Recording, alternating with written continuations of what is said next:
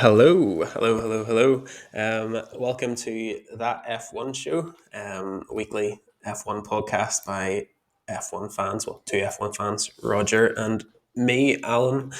Thanks for tuning in. Thanks for downloading. Thanks for just however you've listened or watched. And we just want to start by thanking all the people who have tuned in around the world. Actually, we can say, which is which is kind of fun.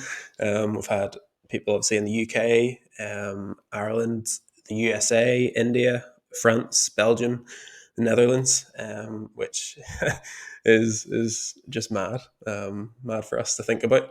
Thank you to all of you who have listened in any capacity. And if we haven't mentioned your country and you've listened, sorry and thank you. And feel free to comment and let us know.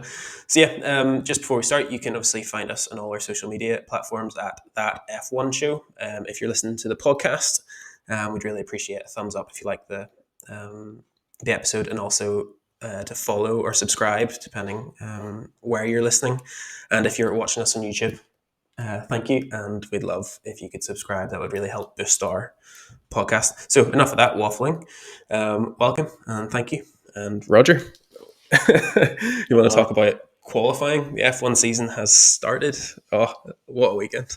It has. What a weekend indeed. I know obviously the race is done and absolutely buzzing, which we will come on to for sure and chat about. But it nearly, after such a great race, it feels strange to go back and talk about qualifying, but a huge part of the weekend. So just we'll briefly chat around this and then fully get into the race. But qualifying, it was a good one. It really was. Showed how much closer the cars were. We thought Mercedes were going to be. The question was, were Mercedes sandbagging? Were they not? Were they slowing and qualifying just show their real pace? But it looked like right up until Q3 that they were really off the pace. Not Q3, practice 3, that they were really off the pace. But actually, they pulled it out a little and they got up there more. So I loved it. Loved how Ferrari got the pole. It's been a while, but. So happy. Would you have been happier with Sainz on pole or LeClerc? Who did you want? Either. happy with either. Whenever we talked about doing this, Alan, I wanted to be try to be as neutral as possible. But after today, and as a Ferrari fan, I am just buzzing this whole weekend. So happy, and I'm gonna soak it in for sure. But yeah, so they. Charles done a great lap, really did, to get it on pole. Mercedes were strange that they weren't fully up there, which we will obviously chat around more in the race. But yeah, it was a good qualifying. Any things that stood out for you? Haas's pace turned out to be not just fluke. Obviously, talked about in the end of testing, they were able to show a bit of pace, but actually with Magnussen qualifying 7th, was it? I think it was 7th. It was just showed that they are there, and then it's blows out probably most people's predictions before that. You would have saw my terribly wrong prediction for the race on Instagram, and part of that was just not having a clue what was going to happen, because really anything could have happened. Yeah, and Bottas as well. The amount of memes that were going up on social media because Bottas out qualified George Russell, who took his seat, who obviously made a bad first corner, so jeopardized his whole lap and put him 9th, and Bottas was ahead of him, so I think Bottas got 6th. So what a start for him in the Alfa Romeo. But yes, and then as it was saying, Mercedes obviously wasn't great, so they were saying how it's been their worst start to a season since 2011. Obviously, before their whole 8 years being dominant within the sport. But yeah, so it's good. Which brings us to the race. What a race! It was great. I'm sure, obviously, guys, if you're listening to this now, you're going to find out who won. So disclaimer, you're going to find out who won. But I'm pretty sure if you're a Formula One fan, you know who's won already. You've watched it, or have listened to it on the radio. But yeah, so Ferrari are back. Happy days. It's been a while. It has been a while, but yeah, good start. Well, do you want to just chat through the race from the beginning? Yeah, Yeah. yeah, absolutely. Um, So oh, Max, I was so excited when it, like, as in, I've never been so excited for a race, and I'm sure everyone was feeling it. It was like more than any other season. I don't know why. I don't know what. Well, I suppose it was just because of how last season ended, but it was like Christmas Eve, like yesterday, and then just waking up today excited to get to 3 o'clock, and then just hearing Crofty lights out and away we go, and then it's like, oh flip, this is it's happening. so good, wasn't it? It really Hmm. was. Like you could see straight away, like Charles and Max front row. Like there's been times, especially at this track at Bahrain, where they've both hit each other and taken each other out. So we didn't know. We know Max has a different style of driving. Charles can be a little bit like that as well. At times he can get his elbows out, and I wasn't sure what was going to happen at the first corner and first lap, but Well, he, it's such a long straight down to the first corner, so there's so much opportunities for the second, third, fourth drivers to slipstream and get in. But yep, yep. So like you can see straight away as we watched it, obviously he went from the our screen right to left, so straight in front, just saying I want the inside of this corner. So he knew exactly what he wanted to do straight off. And obviously, it's a new era with these cars. These cars have been designed so that they can follow easier and overtake easier. So we didn't know on lap one, on lap two, would they still be right with each other? All of it was unknown, but Charles got a pretty good getaway. And obviously, it takes 2 laps before DRS is activated. For anyone who doesn't fully know, DRS is whenever you're within 1 second of the car in front. There's trigger points around the lap. So if you're within 1 second, the back where the wing is at the back, it opens up and lets you be able to drive that little bit quicker behind the car in front, so there's more of a chance to overtake. So Max wasn't able to stay within that 1 second. Signs behind him wasn't able to stay within that 1 second, so it spread them out a little bit at the start. They seemed to all find their groove, but then it's pretty quick. if you were at the front, it sort of panned back to like the middle of the pack, and there was about like Loads of six them. or seven cars just like following each other around, which was incredible. Yeah, yeah, but then I think the first thing to me, which was not a shock, but it was strange, was to see how quickly Lewis pitted.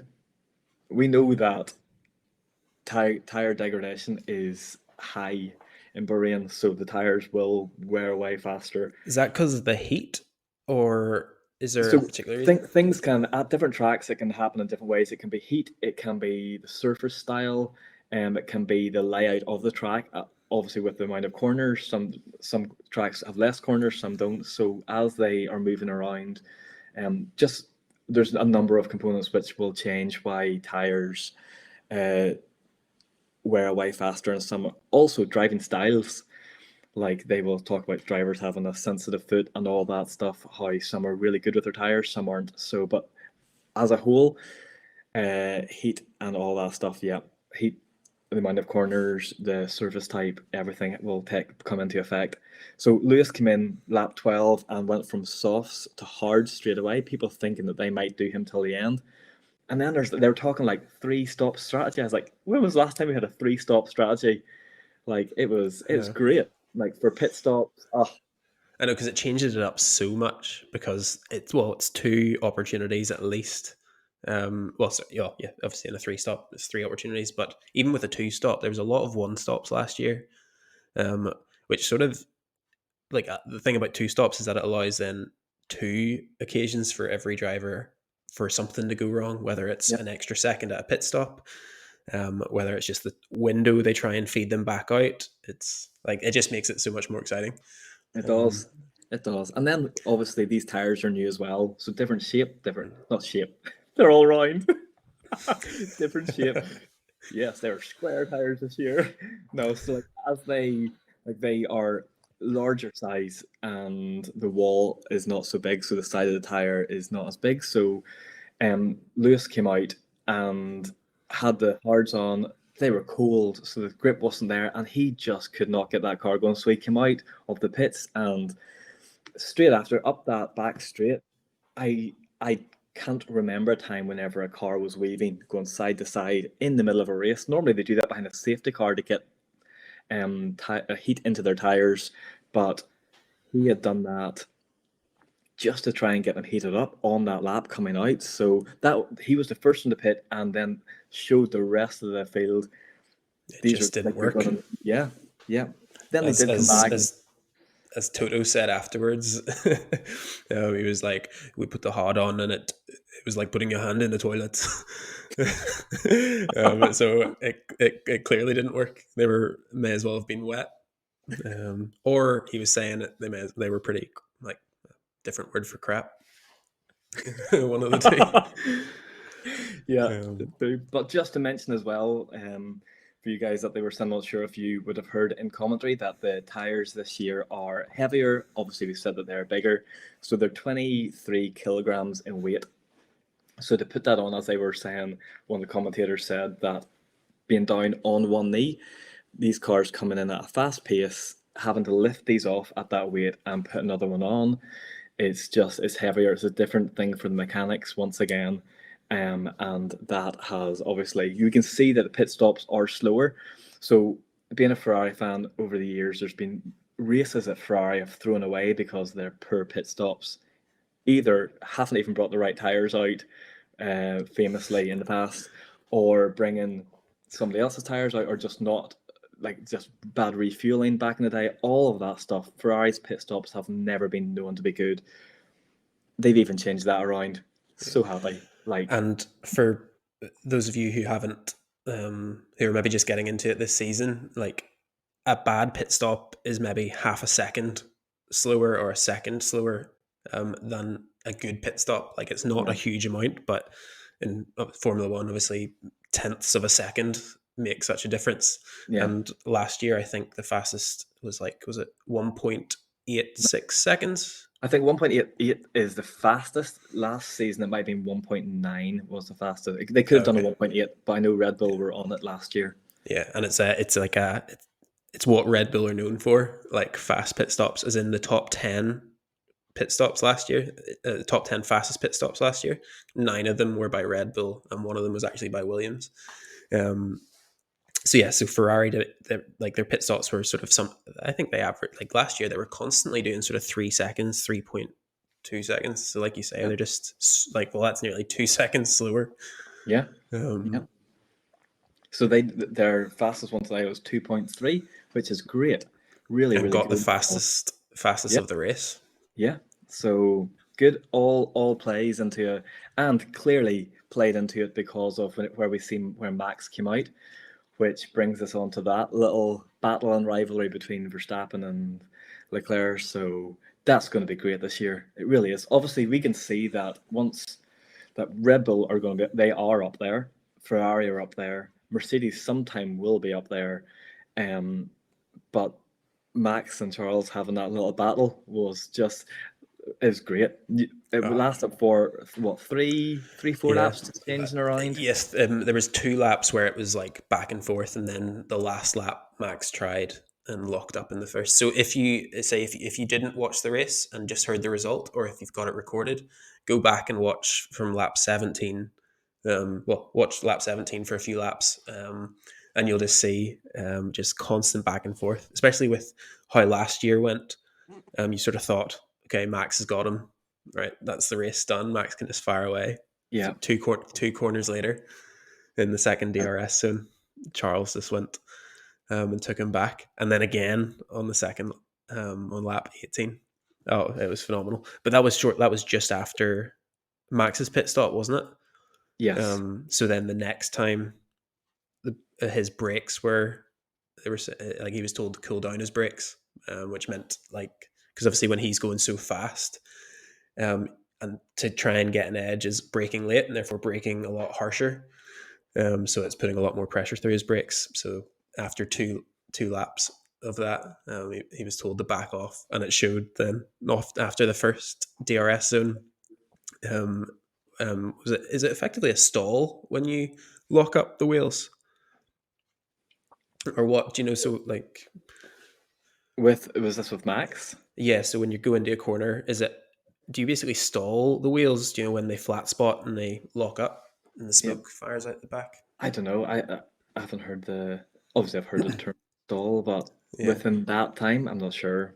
yeah. Because they like car drivers are like doing so many things at once. It's incredible. Like they're changing the differential between like the front and the Yeah. sides of the tires. So this is where my car knowledge starts to plummet. So I'll probably just waffle into oblivion here. But yeah, No, obviously yeah. he went too hard on those first two laps and then locked up, which then just Yeah. allowed Charles to get away and then out of the DRS range. And we could hear as well on the radio, obviously he wanted to push and push each time, and because there's more than one pit stop, whenever they had another chance to go, they told him, don't wear the tires out too quick. So he's just like, if you just let me go, and he says, he was saying something like, don't let me don't, or I'm not going to listen to this ever again. Like I'm just going to do my own thing. But yeah, he was pretty rattled, I think, by that. And you could see it. You could see it that he was like from his how he was driving, and even going into that corner and locking up. It did show. Um, Oh yeah, like as in Max is a hothead at the best of times, but then he was like, "I'm never listening to you again," yeah. as if his parents had sent him to his room. It was it was Yeah. bad. First race for Guan Yu Zhou, and done really well. Finished in the points in his first race. Yep, So absolutely. yeah, And in a car that wasn't competitive last year, so yeah, that's even. yeah. So like, well done to him, and send out the whole Alfa Romeo team. They done well. Bottas will be happy as well, getting his points. And yeah, so Especially how his race started. He dropped way back I after know, starting. I know. Then we had the safety car because of Gasly. Yeah. No, there were no retirements. They said it would have been one of the first races of the season ever to where no cars had retired. But sadly, his just driving, and you could see whenever the camera was on board that the dashboard of the center of the wheel just completely went out. Nothing on it all. So the car just went, and it showed the back of the car just full flames, right at the place where Grosjean had that horrendous Hmm. crash 2 years ago, where his car was obviously fully in flames. But so you could I know. just see that replaying again, and him climbing out of the car, getting out. But I yeah, know so because like up until that point, it was a fairly average race. Like for F1 fans who maybe have just watched Drive to Survive and have just got into it, they were probably expecting a lot more. But yeah, it sort of was just a few wee overtakes here and there. But otherwise, just I as think like it will go down to who you're supporting. I was loving it. I was like, best race ever. If you're a McLaren fair. fan, I'm sure you're like, this is awful. Yeah, And but it other one, wasn't. It wasn't. It wasn't it wasn't. building up to be a classic. As No, I say, I no. actually was getting a tweet ready to go out saying, "Great to have F1 back, but not a classic race." And then thankfully, I put like dot dot dot, which allowed me just to Yeah, swoop in afterwards and just be like, yeah. "But thanks to Pierre Gasly, we are about to have an exciting finish." Because, like you say, um, or it was average, in my opinion, like average as a Ferrari fan class It was about average. lap It was. It was. 45 of 57, and Yeah. then Gasly is shown on the TV, fire going on, and anyone who knows, obviously, a safety car just bunches everyone up, and it's basically all the work you've done up until that point is out the window, and anything can happen. Yeah. Time for some good racing again. So, and most of them had come in for new tires around that time. So Yeah, it's great. Good to see what was going to happen.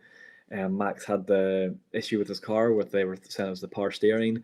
Said it was heavy in the corner to turn. And then obviously after restart, we had only a couple of laps, and then you just seen signs came past. So it was a Ferrari 1-2 at that point, and then it was a couple of corners, and you just like we knew that he was um like going slow. Perez came past, Hamilton came past, Russell came past super quick, and he just pulled into the pits. I honestly, I felt for him. He raced a good race and deserved second. Carlos Sainz says so after. He's just like he deserved second, but the reliability of the car and like who do you feel more sorry for, Max or Perez? Like um, that was Max, as in like Max was like I said, like we said, it wasn't that exciting a race, but Max provided what little excitement there was in yeah, those wee battles with Leclerc. So you got to be Max. Like as an impartial, you got to feel sorry for yeah. Max because again, it was building up. He put on soft tires, or fresh soft tires, and Leclerc was still on older tires. So if the safety car didn't happen, it was building for Max to be on fresher tires at the end and able to potentially compete. So I'm I've got to gonna feel go. sorry for Max. I'm gonna go the opposite from you, Alan. For our Why? first time. Why? Because I think that Max had it in his mind for a few laps through the whole safety car procedure that this might end in a DNF, so a retirement. So I think he in his mind says, I've got a problem here. If this doesn't get fixed, I'm not going to finish the race. Whereas Perez was driving, had done so well and got up and it's just like, hold on a second, I'm now in the podium. And he's Mm. driving, he's just like, I'm doing so well. My teammate who won the championship is out, no points. I am now leading the team, leading like points wise for that and getting a podium. And then he has Hamilton chasing him down, and he had done so well to keep him behind. Then he's just going around the corner, and the back end goes, and the car's engine just gives up, or whatever the problem is. We don't know yet. Something to do with fuel. There, maybe thinking. But I felt got it for him. I felt got it for them both. Not gonna lie, but Oh, absolutely. but yeah, I'd say if it was me, I'd slightly more Perez than Max. Fair.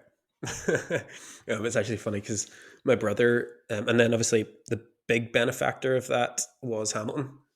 Hamilton Yeah, gets third, so I suppose we maybe should have started the podcast with giving out the results. But Leclerc first, Sainz second, Hamilton third, and that's your podium. Whereas Hamilton didn't expect to be anywhere close, but yeah, due to good fortune or whatever, yeah, lands on the podium. And it's funny because my brother texted me this morning, about an hour before qualifying. Um, he was about to put a bet on and was like, "Why is Hamilton behind the other three?" So I explained how, excuse me, I explained how the car hasn't been doing well. He qualified obviously behind them, and he said publicly last week that he the Mercedes aren't in a position to win races, so that's why he's obviously dropped down from the favourites list. And he was like, "Oh, rubbish! I wish I knew that before I stuck 20 quid on him to get a podium." Uh, so my brother put 20 quid on him to get a podium, and I text him back. I was like, "Look, it's with the new regulations, everything, anything can happen. So who knows?" no way. Yeah. So he What put 20 do, quid do, on him on. He do you won know what 80 the odds quid. were? So I'm not sure what the odds were, but if anyone's good with odds, they can work out. 20 Oh pound well, on, 80 quid back. 80 quid back. Okay, Mhm. 3-1 is that?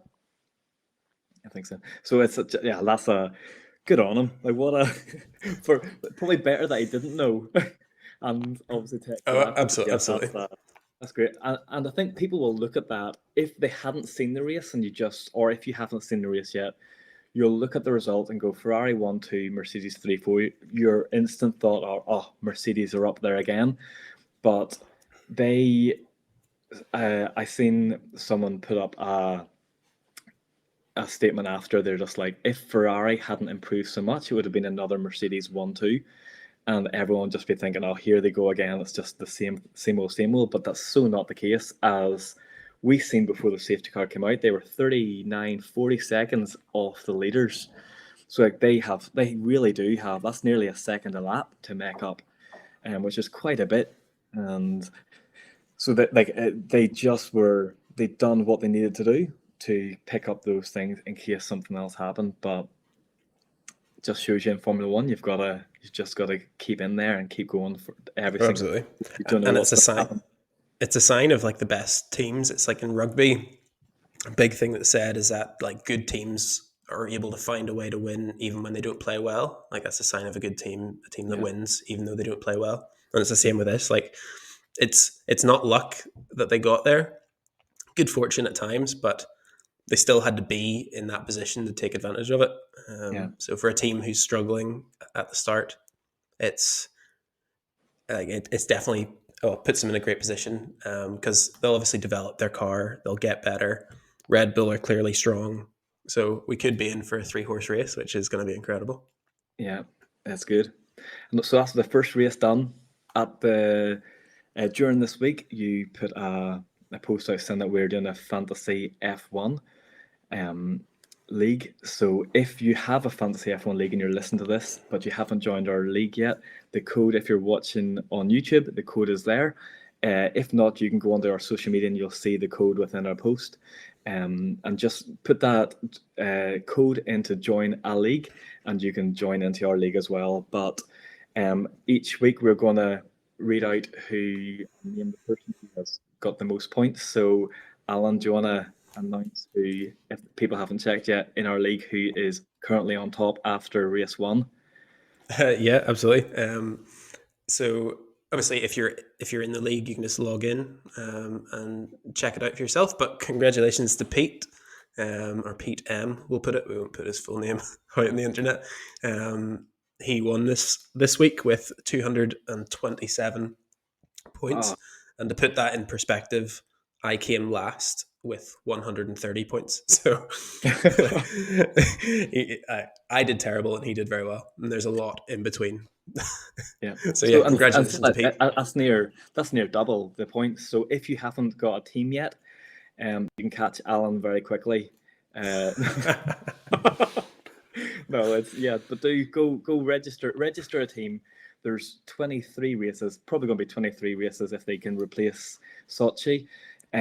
So 23 races this season, so 22 more times to get a good amount of points and be in. And it puts you in a draw effectively.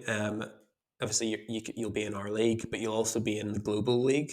In which case, if you finish first, you get 2 paddock passes, which is basically backstage passes for a Formula One race in 2023. So if you're not in, you won't win. Yeah, That sounded scripted and cheesy, but there you are. Go join, get a team set up. Last podcast that we put out last week, we had a couple of questions that came in, just from those of you who have listened, and some of you are new to Formula One or have might just not have a full, complete grasp of some of the terminology that is used this season. Because it's a new era of Formula One, there are things that are spoke about which are new to everyone. One of those terms and a question that was put in is, what is porpoising? So I'm going to try quickly. It was explained on Ted's Notebook in Barcelona. They haven't really talked about it much. They just use the terminology now, but they haven't really explained it that well. So I'm just going to try my best and explain pretty quickly to you guys. If you're watching on YouTube, one of the Sky Sports reporters described it like this. Alan's doing his best impression of a porpoise or something. Yeah. Well, the Sky Sports reporter did that.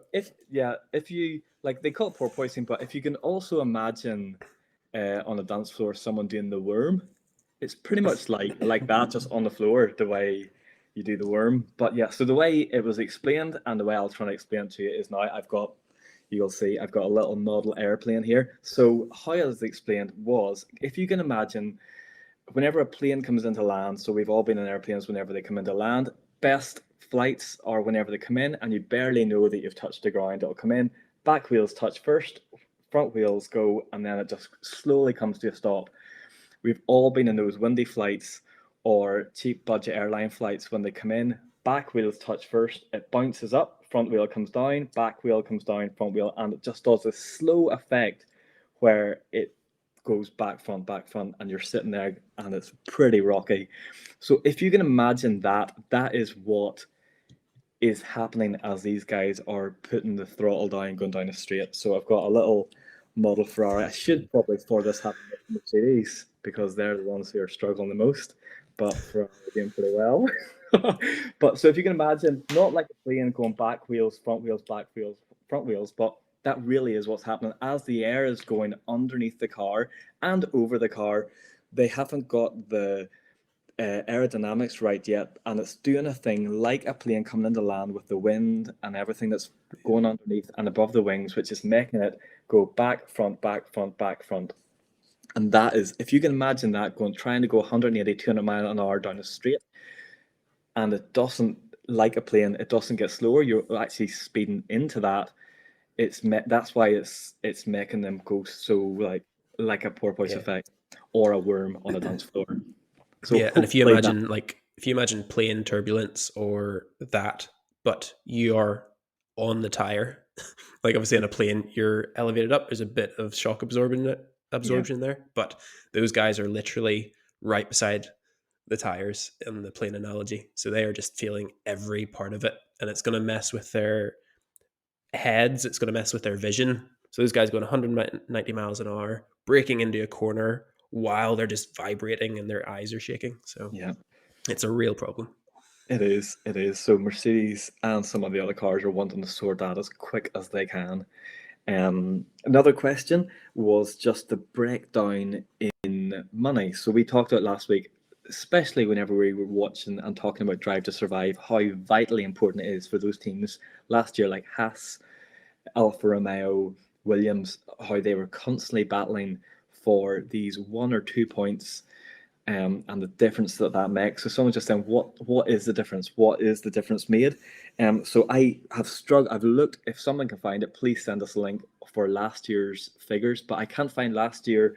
I found a few years ago the figures and the difference between the top three. So the top leading one that year was Mercedes, then Ferrari, then Red Bull, and it's 101 million, 91 million, 81 million. So 100 or 10 million between each first, second, and third, and then it drops from 81 down to 73, then 70. So the gap between those is not the full 10. It might go down to 8, and then it goes down to 3, and then some are down to 2. So the least was Williams the year that I have here, 2019, which was 50 million. So obviously, first being Mercedes, 101 down to 50, so it's half the budget. But it's 50 million was the least. Second was 52. Second last, I mean, was 52. But if you can imagine, last year there's two teams that didn't get any points. So whenever Williams got those points from Latifi first, and then whenever Russell got the podium as well, they jumped from last to third last, which is the difference that year of 7 million in prize money, which is a big amount. It is a big amount. That was then. It probably would have been more last year, I would have said.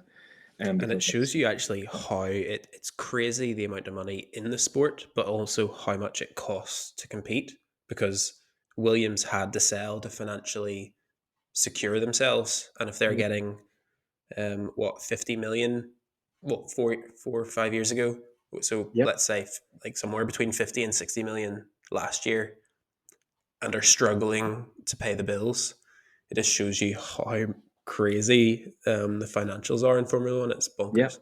it's true. I know, like, I was watching, Hamilton was just saying when they were talking to him about the porpoising and the whole team is trying to get this sorted. He was saying how I think within the Mercedes team, they said there's 2,000 people involved. Like 2,000, that's a lot of people. Like the whole of what they do, the whole. That's mad.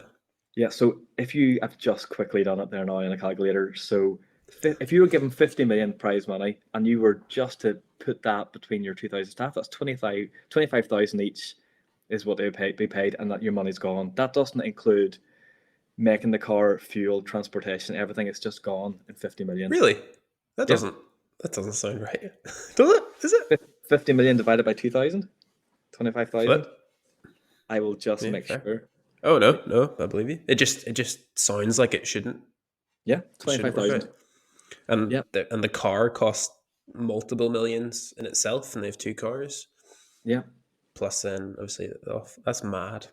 It That's is, crazy. isn't it? It's crazy. So those are the two questions. If you guys have any other questions as we talk about this, either through this episode or episodes going forward, please send them in to us. You can just direct message them on social media or email us that f1show@gmail.com. Coming to an end, Alan, we will have your Ask Alan question here soon. where I get to ask you a question. This time, we're going to do our first one asked by somebody. But We've before made I it. get, I know, yes, someone's listening. Thanks.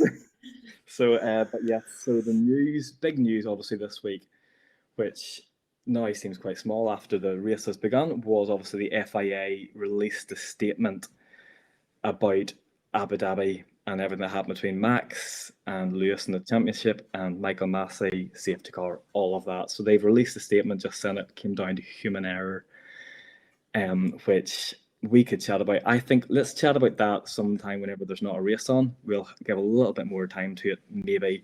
But my Ask Alan question this week comes from Paul Kizik.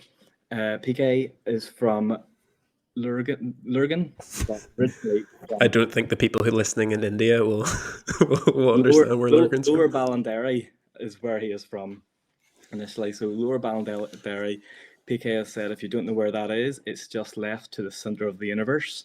So if you know where the center of the universe is, it's just to the left of it. And PK, thanks for sending in your question. Alan, PK's Ask Alan question to you is, did Max really win the championship? Oh, absolutely, absolutely. And I saw a thing this week, an interview by Max, and he was like, I also like through if you forget about Abu Dhabi, he had the most race wins, most pole positions, and obviously joint most points going into that. So it's not won in one race; it's won over a season. So absolutely, Max fully deserves the win. And I think that like Lewis and Mercedes ultimately didn't like challenge it after the fact. I think after that night, after they had a sleep on it, they withdrew their sort of protest. So I think they were happy enough. Well, not happy enough, but accept that it wasn't just on that race, albeit it was a massive incident. So absolutely, deserves to be a world champion. Yeah. Unfortunately, it was So, just at Lewis's expense. yeah, something that I think we can chat about this some week whenever there's not a race on. I think everyone would like to hear that, I'm sure, and everyone's got their own opinion, which we can unpack a little. People have said, would Lewis have wanted to win it in that sense as well, in that sort of manner if it was just passed back so many weeks, 14 weeks or something after. But yeah, we can see. But thanks, PK, for your question. If you have a question for Alan, any sort of question at all, try and make it Formula One related. It would be great. But if not, then yeah, you can please fire those in. That would be great. It's been a great week. I'm happy. Ferrari won too. And Lewis on the podium. So I think we're both happy coming out of that. But yeah, week one done. Felt like an age to get here, even though it was only like 93 days or something like that. Yeah. So yeah, I think that's us done. Thank you so much for listening again. If you liked it, we'd appreciate the feedback, whether it's a thumbs up or a podcast rating. And if you're a regular listener or becoming a regular listener, we'd really appreciate it if you subscribe or follow, depending on the platform you're on. So yeah, thank you very much, and we will speak to you next week. Take care.